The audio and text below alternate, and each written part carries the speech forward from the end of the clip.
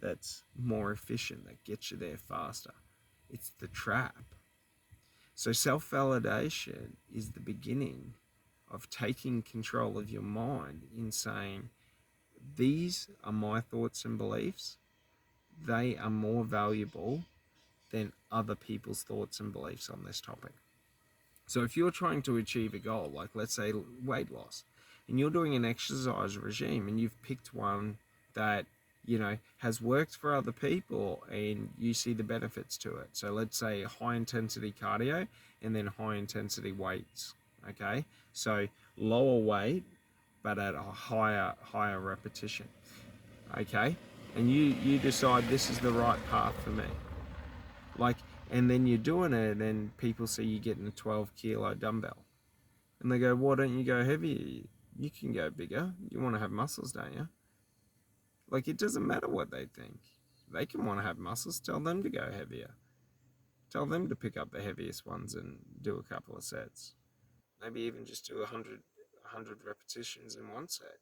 Maybe do that 5 times. Do you get it?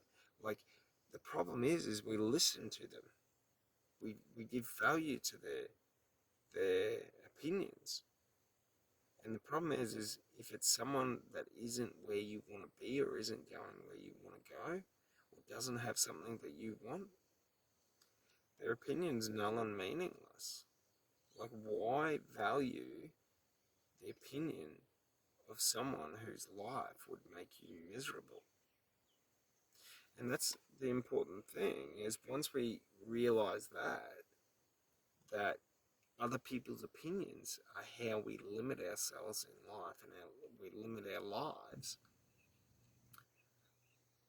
we really unlock the ability to block out that noise, to block out the opportunity for that to grow root and to rot our garden, which is our mind. So, what we want to do is through self validation, we want to create a narrative of beliefs and thoughts and ways of being and experiences, and we make those sacred and holy, which just means we put them on a pedestal to where they're above other people's opinions. So if we know that effort will always get us the result, if someone asks why put in all that effort, you're not seeing any results, you tell them your opinion's null and meaningless. Like, I know for a fact effort always gets results. It doesn't matter if you think that results should have been now. It doesn't matter if you think that there is an easier way. It doesn't matter. Like, that's the belief. Like, to me personally, that belief is higher than any other belief. The only belief that could beat that would be someone who's got a superior belief in terms of, maybe they've got an understanding of, you know, like strategic effort, where they're able to implement, you know, other people's labor as well to maximize the leverage of the time and the effort required. So, there's all these different things. But when we understand that what is the creator in our life is our thoughts, our words spoken, our beliefs, which are just thoughts on repeat. So a belief is just a thought that has consecutively been thought, you know, let's say 10 to 15 to 30 times. I haven't measured it out to know until it becomes a belief. But basically, think about it like this. Every time you think of anything, your brain already, when you learnt it, created a synaptic pathway to that information. So every time you think about it, every repetition you do strengthens that pathway and makes it more efficient and strong enough to the point to where it's now able to do subconscious thought. Subconscious thought moves much quicker than conscious thought. So there's less processing in the subconscious mind has more processing. So what happens is it's able to make decisions and do movements at much quicker speeds. That's why like instincts and reflexes are so quick. That's why you can catch yourself and your hand moves there. If you had to consciously think to catch yourself, you'd need a couple of seconds. But on instinct, you can do it. And that's because that pathway has like been created so strong that it needs the least amount of energy from your brain to create a fire and go. Whereas something that you don't think about a lot or you don't memorize, okay, that synaptic pathway is quite weak. So it takes a long time for the memory to get there, for the energy to get there, for the transfer. So what we got to understand is that our beliefs are just thoughts, okay, that we have dedicated repetitive action of thinking to the point to where they become, a unconscious thought. And when they become an unconscious thought, they happen before conscious thought is made aware. So you cannot catch yourself in the act. That's why it's hard to catch yourself slipping your temper. And you're always shouting by the time you realize you're angry. You weren't angry, but then you're shouting. And that's what happens is the conscious thought the unconscious thought moves so quick that you're in an interaction where you're just reacting, and then you're realizing, well, how did I get angry? Why are we yelling? So what we got to understand is we cannot catch ourselves in the act. It's pointless to try and catch ourselves in the act. It's better to watch for patterns and trends in our behavior or our outcomes in relation to other people. So when interacting in groups, are the groups happy with us? Do they like us? Do they like being around us? Or do they avoid us? Do they segregate? Like, we got to work out, how are we interacting? Because that's how we do it, but we can also see it in the patterns and the trends of the outcomes to the goals we've had.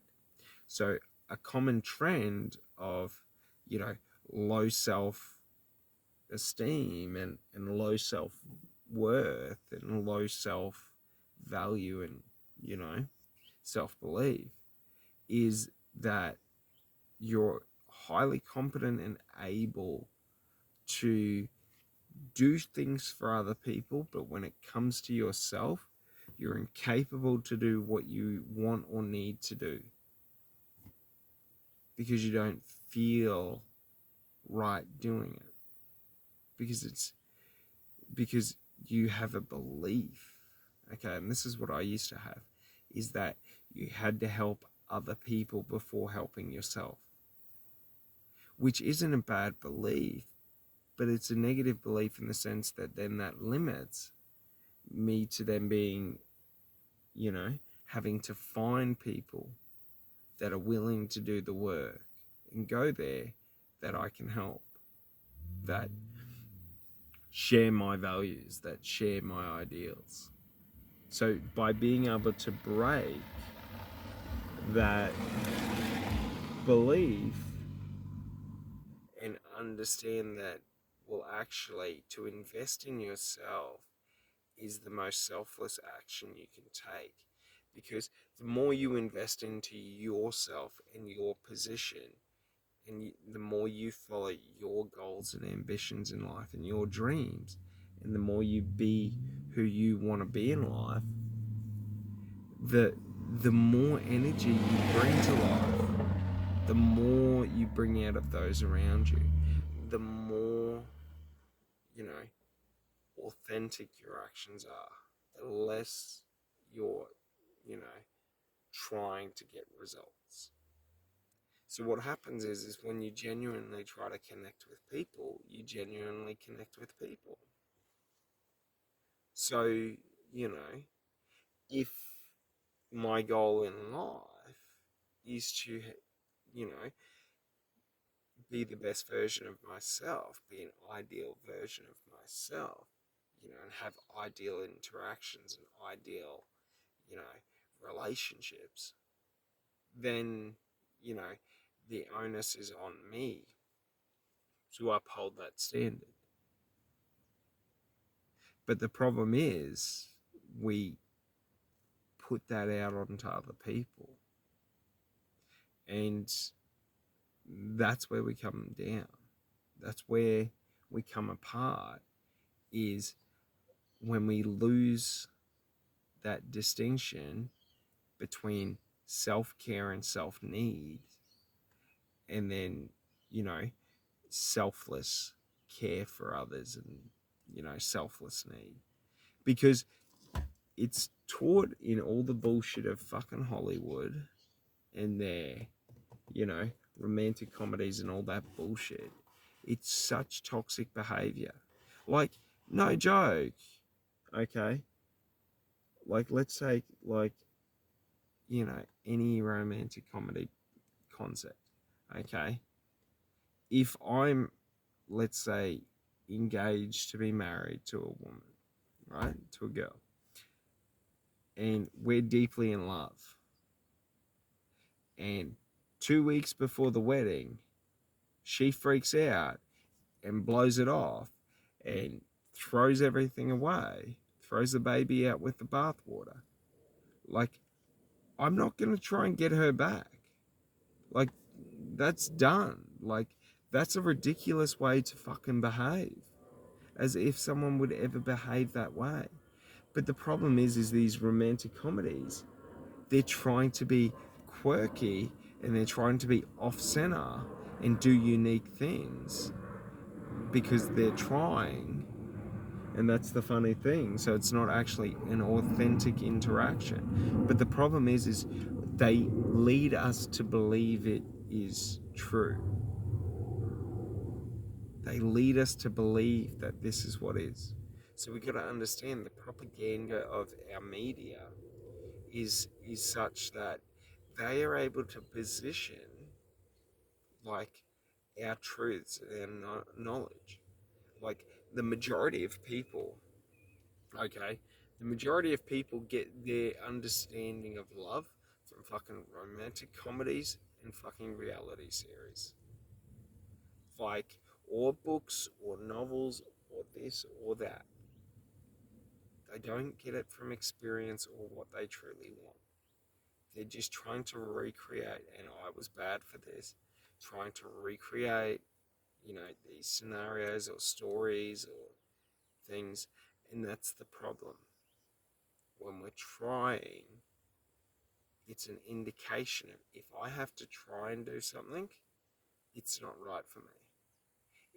If it is not natural for me to just do it, and I'm not willing to just naturally do it, it's not right for me. Because when we get into trying, that's when we get into looking to control and manipulate the environment and the circumstances. And that's the problem. So these, Hollywood and these romantic comedies and all of this, they put the, psychological scenes, or, because you understand, like, the psychology of music and things like that. Like, they're using that, but what they're trying to do is they're trying to create these emotional states. So when they have these sad moments where you choke up and you're tearing up and all of that, just understand, like, that's just a calculated interaction, to where they're trying to artificially amplify the feeling, so it really amplifies that state within you, that emotional state, so that when you're watching it and it's a happy scene, that you're feeling euphoric and ecstatic. When it's a dramatic scene, you're feeling stressed and tense. Like, so, if we understand that, like, how are they able to influence our emotional states? And it's just through behavior. It's through story. It's through, sounds. It's through visual. So you got to understand we have these little like mirror reflectors in our eyes, and basically they're receptors. And if I see you taking an action that I have taken, I don't just watch you do it, but I watch you do it and remember me doing it and experience it as if I'm doing it as you. So what we got to understand is when we're watching these movies, okay, these scenes are designed in a way that creates a narrative and a story in your mind that creates certain meaning, and then it manipulates your emotional state. So we're able to do this with our language, with the words we say, with the thoughts that we have. It's the exact same way. So if I'm always thinking positive and happy thoughts, I'm going to feel positive and happy. Job done. If I want to feel love and I just choose to feel love, like now I'm feeling love. So I'm able to manipulate my emotional state because I can validate it internally. I don't need to validate it externally. I don't need to have another person act, loving towards me for me to be able to feel loving towards myself. And that's the true value of self-validation, is that liberation to now I can be, do, and have and feel whatever I want in life, and irregardless of anything anyone else says, if I believe it, it's real. It happens. All right. Well, I'm going to finish this one off, but I hope you enjoy that and have a great day. Bye.